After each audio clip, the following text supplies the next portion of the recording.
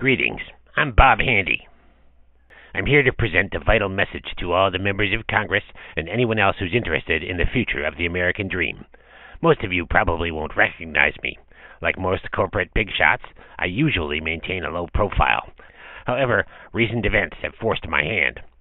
I'm speaking, of course, about the recent economic meltdown. For those of you unclear on the differences between C-SPAN and SpongeBob, let me put history in a nutshell.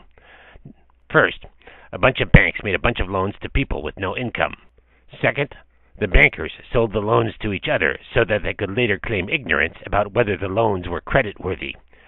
Third, the mortgagors, defaulted on their loans.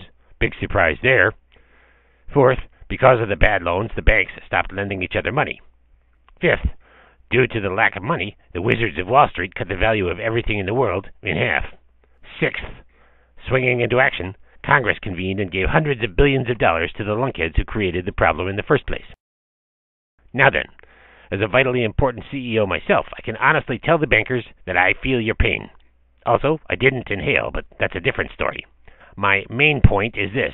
So, okay, U.S. Congress, you bailed out the bankers. Where's my slice of the pie? Consider this. In the last 6 months, my corporation's liquidity has slipped to critically low levels. Cash flows have dropped to record low levels, and my access to commercial paper is at an all-time low.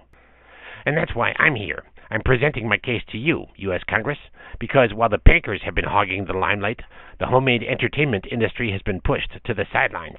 We are the forgotten players in all this. So, Congress, listen up. I'm offering you an opportunity to protect the unseen industry of home-brewed entertainment and the future of America.